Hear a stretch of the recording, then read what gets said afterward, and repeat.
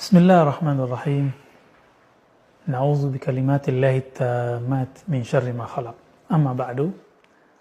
Sahabat yang dimuliakan Allah, di dunia ini orang ingin menyempurnakan dirinya, ingin melengkapi kekurangannya, ingin mencari perlindungan yang dapat menyelamatkan dia dari mara bahaya yang lahir ataupun batin. Nanti ketika masuk alam barzakh juga sama. Ketika dibangkitkan di padang mahsyar juga sama. Orang mencari jimat-jimat abadi, syafaat-syafaat hakiki.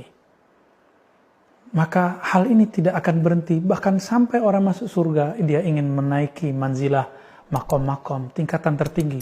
Semua ingin mencari perlindungan, syafaat. Namun, keinginan luhur ini terkadang dimasuki oleh was-was syaitan, sehingga menjebak manusia kepada hal-hal yang tidak diridai oleh Allah SWT.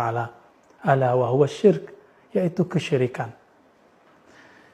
Maka Nabi SAW mengatakan, sesungguhnya dalam hadis Abu Daud, inna firruqa, sesungguhnya dalam ruqyah, ya, kemudian wattamaim, dan dalam benda-benda untuk menyempurnakan kekurangan diri yang kita sebut sekarang jimat, wattiwalah dan teluh, syirkun, ada kesyirikan. Hadis ini riwayat Imam Abu Daud dan hadisnya hasan. Tapi satu kali ada seorang sahabat Nabi bertanya kepada Rasulullah mengenai dia ahli mantra. Lalu Nabi mengatakan, alqi alayya ruqaq, bacakanlah kepadaku mantra-mantramu, ruqyah-ruqyahmu.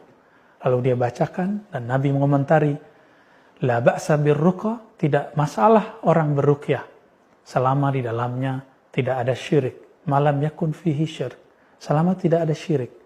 Maka dari hadis Abu Daud tadi yang hasan, kita masukkan hadis yang sahih Imam Muslim, berarti ada ruqyah yang syar'iyah, ada ruqyah yang syirkiyah. Begitu juga ada tamaim, ada jimat yang syirkiyah, ada jimat yang tidak syirik, yang syar'iyah. Tentu teman-teman akan kaget dengan istilah saya. Ternyata ini bukan istilah saya. Kita membuka At-Tibbun Nabawi, karangan Syekhul Islam Ibnu Qayyim, qaddasallahu ruhahu. Beliau mengatakan dalam bab Al-Kaf, bab Kaf, ada judulnya Al-Kitabah. Apa kata Imam Ibnu Qayyim? Bahwa Imam Ahmad tidak mempermasalahkannya. Begitu juga gurunya, Syekhul Islam Ibnu Taimiyah dan imam-imam yang lain tentu juga tidak mempermasalahkannya, karena itu masuk ke wilayah ranah fikih, bukan ranah akidah. Lalu, kenapa tidak disebut istilahnya jimat? Jimat itu bahasa Indonesia, bahasa hadisnya tamaim, bahasa Ibnu Qayyim kitabah, artinya sama, tulisan. Maka Imam Nawawi dalam Al-Azkar dan lain-lainnya kemudian menjelaskan makna hadis seorang sahabat Nabi, Ibn Amr, yang menuliskan salah satu doa dari Nabi.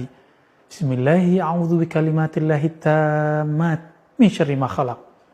Itu ditulis oleh beliau, lalu dibuatkan menjadi kalung untuk anaknya. Hadis ini diriwayatkan oleh Imam Tirmizi, dan Imam Tirmizi menganggap hadis ini bagus. Tapi aneh sekali, Syekh Albani mengatakan hadisnya sahih, tapi perbuatan Ibn Amrnya tidak sahih. Dari manakah kalam ini? Bukankah ini kalam bil hawa? Kalam yang tidak bersumber dari tasawur, definisi yang benar, perspektif yang sahih, yang tepat. Jika seandainya itu syirik, tentu Abdullah ibn Amr adalah orang yang syirik. Itu sebabnya Imam An-Nawawi mengatakan, jika kitabah tulisan itu atau jimat itu isinya adalah kalamullah, asma Allah, atau Al-Quran, atau doa-doa dari Nabi, maka dia sama dengan ruqyah. Banyak ruqyah dibaca, sedangkan ini ditulis. Tapi syaratnya satu, tidak boleh dibawa ke tempat-tempat yang tidak suci. Toilet, tempat buang air besar, dan lain sebagainya macamnya. Maka teman-teman, karena Allah, sebagaimana ruqyah ada yang syar'iyah, begitu juga jimat ada yang syar'iyah. Ruqyah ada yang kufriyah, syirkiyah, maka jimat juga ada yang kufriyah, syirkiyah. Atas dasar ini, maka bolehkah menggunakan jimat? Kalau pertanyaannya boleh atau tidak, kita jawab dengan perkataan Ibnu Qayyim tadi, perkataan Imam Ahmad dan perkataan Imam Nawawi. Boleh, begitu juga perkataan dan amalan dari Ibnu Amr, boleh dengan syarat di dalamnya asma-asma Allah. Dan diberikan oleh orang-orang yang soleh, yang akidahnya lurus, yang bisa menjelaskan kepada umatnya, kepada orang yang datang kepadanya, jangan bersandar kepada kertas ini, bersandarlah kepada yang punya nama di kertas ini, yaitu Allah Subhanahu wa Ta'ala. Ini sama. Kita minum, meyakini airlah yang mengenyangkan, memuaskan, nasilah yang mengenyangkan. Datang ke dokter, dokter membawa obat, obatlah yang menyembuhkan. Ini justru lebih syirik daripada orang membawa jimat. Maka sahabat dimakan Allah, jangan terburu-buru, jangan juga terlalu pede.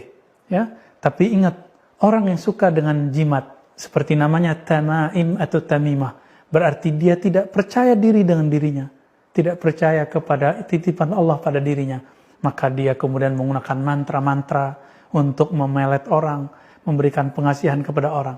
Tapi jika orang ini percaya kepada nikmat Allah dalam dirinya, dia tidak akan menggunakan tamaim, jimat, dia tidak menggunakan mantra, dia akan meminta kepada Allah Subhanahu wa Ta'ala. Maka kami menyarankan sebaiknya menghindari mantra-mantra, ruqyah-ruqyah, menghindari jimat-jimat, apalagi teluh. Kembalilah kepada Allah, itulah tauhid yang sebenarnya. Wassallallahu ala nabiyina Muhammad. Assalamualaikum warahmatullahi wabarakatuh.